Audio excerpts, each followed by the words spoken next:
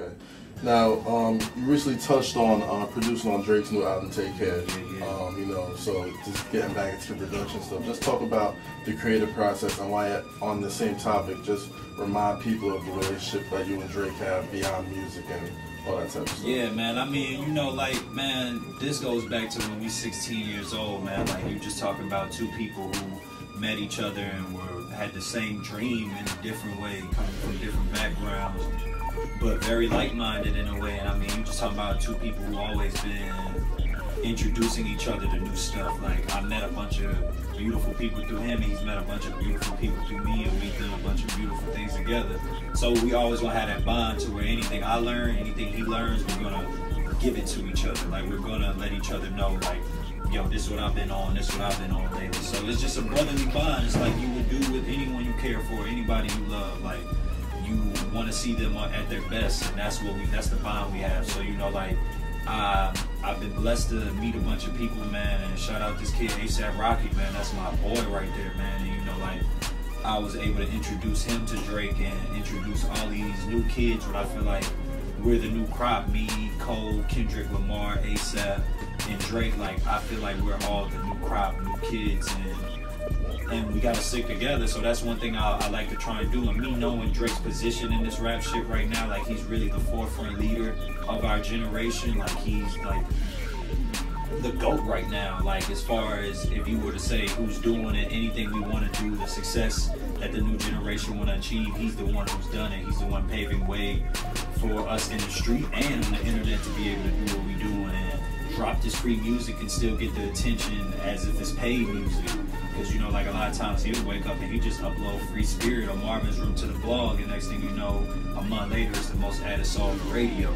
So it's kind of like he's breaking ground, and it's like I always want to support somebody like that who's breaking ground for a new culture and a new generation, because that's all he does. Every time he does something to set precedent for somebody like me, who's not signed anywhere, to be able to jump on a tour like Club Paradise that's gonna go 50 cities and nationwide and perform in front of 5,000 to 10,000 people every night. And, you know, that's very rare.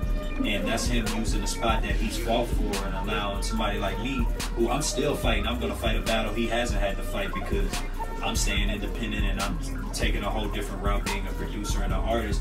But at the same time, he's allowing me to be that without going through a lot of the strife I would have to go through as trying to build my own brand and trying to get on my own tour and get started. I'd probably be performing in front of 10 motherfuckers. But right now, like, it's an opportunity for me just to put myself in front of people. And he speaks about me in the music, so it's a familiarity already there with the fans. And, you know, him giving life allows him to get more life. That's just something he understands, man. We all understand, so we always gonna be supportive of each other, man. Okay, all right. So how about the work on the album, Take Care? Oh, man. I mean, personally, man, I feel like we have the most touching record, like the most like heartfelt record, like him talking about his family, him talking about what he's been going through, like his journey since he's gained all the superstardom that he sought out to get. It's like he said in an interview recently where he was just like, I can't rap about wanting it no more because I got it. So it's like now we at this place where, like, we got everything that you thought you've been waiting on, and now you got to figure out how to keep it, maintain it, make it more than what it is. And, like, he speaks about that a lot in the song we got. He speaks about his family and how his fame has affected his family more than it's affected him, because your family looks at you differently. They think you changed and stuff like that. And it's going to be great to see how people feel about the record, because it's got a bounce to it. It's something people can still dance to. It's something you can still ride to in a car. It's nothing where it's just going to instantly have you down. It's really some self-reflecting, like, man, that's my life too in a record. And, you know, that's something we always want to go for. Like, they call him emotional. I can honestly say I'm emotional in my music too. Like, I like to be introspective. I like to let people know what's going on from a 24-year-old view, man, because it ain't too many 24-year-old rappers speaking on their life. Like, everyone we look up to, the Hoes, the Rick Rosses, the Yays, they older than us, man, and they've been doing this shit for like 10 to 15 years. So a lot of times, as much as we can relate to wanting to be successful,